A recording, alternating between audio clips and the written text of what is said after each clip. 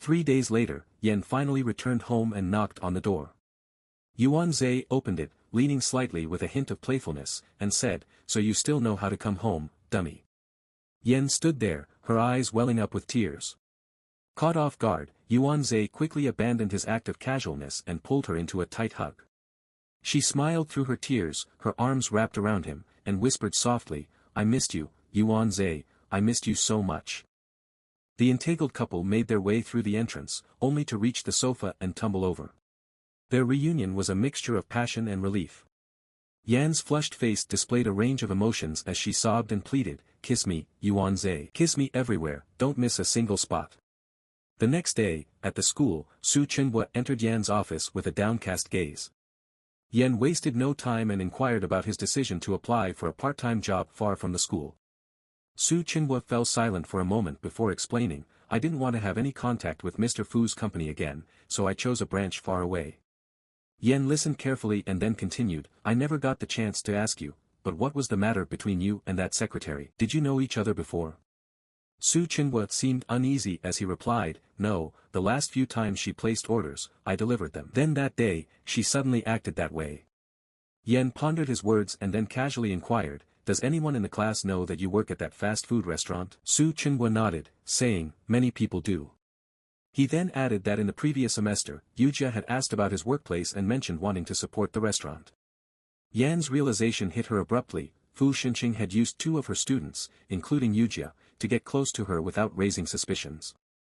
With a hint of hesitation, Su Chenhua mentioned that Yujia might have worked as a hostess in the past. He didn't want to speak ill of her and admitted he wasn't entirely sure. In the midst of their conversation, Yan's phone received a message from Fu Xinqing. When she read it, there was just one sentence, "Miss He Yan, attend a function with me tonight." Outside the school, a black car was waiting for Yan. As she entered the car, Fu Xinqing handed her a paper bag and instructed her to change. When she looked inside the bag, she found a small black dress and a pair of black high heels. Prior to meeting Fu Xinqing, Yan had already called her husband to apologize for not being able to join him for dinner, citing an important task at the school. Unexpectedly, Fu Xinqing's voice broke the silence, saying faintly, "I apologize for interrupting your family dinner tonight. I wasn't aware of your prior engagement." Yan could only offer a half-hearted smile and replied in a tone as hypocritical as his, "You are too polite. It's my duty to be of service to you." Unperturbed, Fu Xinqing continued, "Change your clothes here, Miss Yan." Yan hesitated for a moment, noticing the automatic glass shield rise between the front and rear seats. She understood this was yet another calculated affront from him. Braving her anger, she reached into her bag, changed her clothes right in front of him, and cursed under her breath, her teeth gritting with resentment. She turned away slightly, still seething. Amusement danced in Fu Xinqing's eyes as he commented, "Miss Yan, you have a good figure. Have some confidence in yourself." Yan leaned back unconsciously, her smile turning mocking. "Mr. Fu, don't look at me like that, or I might misunderstand that you're interested in sleeping with me." Fu Xinqing's eyes narrowed slightly, and his voice unconsciously gained a touch of hoarseness as he retorted, "Whether you misunderstand or not doesn't matter. If I want something, I'll have it." Yan's smile turned icy as she replied coldly, "Then do me a favor, if you plan to have me tonight, don't schedule any other clients. My body might not be up for serving twice. It wouldn't be ideal if that affects your fun." Fu Xinqing didn't respond, merely offering a faint smile. The car eventually stopped outside a discreet club. Upon Fu Xinqing's entrance, the people inside all stood up, their voices echoing, "Mr. Fu," in respect. The only exception was a young man in a red suit who referred to him as Brother Xing. Fu Xinqing paid little attention and nodded slightly. Walking alongside him, he instructed Yan, "Go and accompany him." Yan walked towards the young man with a blank expression on her face. He laughed frivolously, placing his hands on her shoulders and exclaimed, "Brother, you really take great care of me. She's with you, yet you're handing her over to me just like that." Seating himself on the sofa, he paused for a moment before saying, "I brought her here for you today. She's He Yan."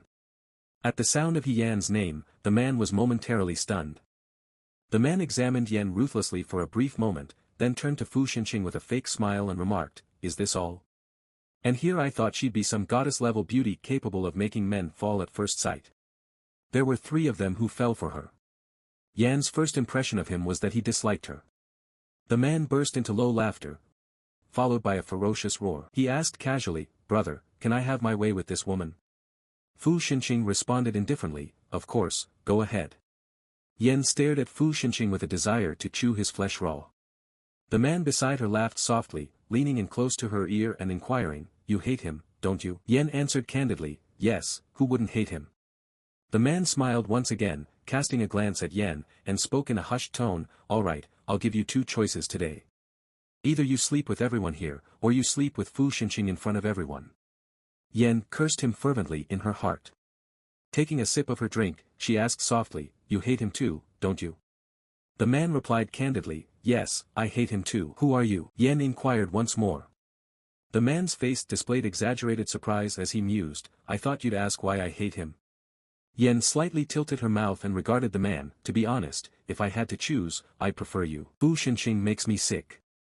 The man finished his drink, leaned in towards Yan's ear, and spoke slowly, "But I don't touch the women he's been with, they're dirty to me." She sneered quietly and followed his lead, pressing her lips together. A fly shouldn't find a maggot disgusting, after all, they both crawl out from the same pit. How are they better than the other? He coldly laughed at her, offering her a drink, and said, "All right, Miss Yen, it's time to make your choice." Yen finished the drink in one gulp. She had made up her mind, curling her lips lightly, she stood up abruptly. Walking toward the woman who was with Fu Xinqing, she reached out her hand and asked, "Excuse me, can I borrow a few condoms?" The woman was taken aback momentarily but saw that Fu Xinqing didn't object. She took out 2 packs from her purse and handed them to Yen. Unexpectedly, Yen inquired further, "Are there more?" The woman responded, "No, this is all I have." Suddenly, Fu Xinqing looked at the young man not far away and casually said, "Sui Ji, this should be enough. Take care of your needs with these." The young man smiled and shrugged, "Brother Xing, it's not my problem, I'm not the one using those." Fu Xinqing's expression darkened as he gazed at the young man, "Sui Ji, don't go overboard." Sui Ji retorted, "Brother, you said I could play however I wanted. In the past, you never went back on your words." Fu Xinqing inquired, "What's the game?" Yen couldn't hold back any longer and angrily stated, "I have 2 choices, I either sleep with everyone, or—" She couldn't continue speaking, abruptly stopping and biting her lip stubbornly to hold back her tears. Fu Xinqing waved his hand, indicating for the woman next to him to leave, and indifferently said to Yen, "Come and sit next to me." Yen obediently walked over and sat down beside Fu Xinqing, remaining silent. Sui Ji glanced at them from the opposite side, a sarcastic smile on his lips. One of the men at the party mischievously laughed and asked Sui Ji, "The young master Fu won't leave again after returning this time, right?" Sui Ji turned to Fu Xinqing and inquired, "What do you say, Brother Xing?" Fu Xinqing's expression remained calm as he replied, "Since you've been studying for so long, you should complete your studies and then come back." "Brother, you truly are my brother," Sui Ji exaggeratedly exclaimed. He suddenly pushed the woman next to him and said, "Go sit next to my brother and bring Miss Yen back here." The woman was caught off guard and was immediately pushed off the sofa by Fu Sui Ji. A frozen smile appeared on her face, but she didn't dare to go next to Fu Xinqing to replace her. Instead, she coquettishly remarked, "Young Master Fu, you're bullying people again."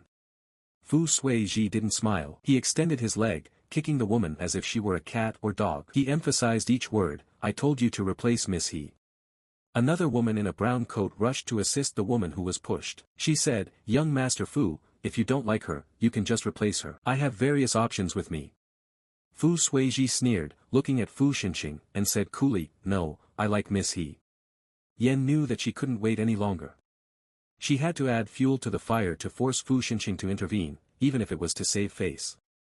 She coldly stated, "I don't think I should come between you brothers. I will accompany young Master Fu."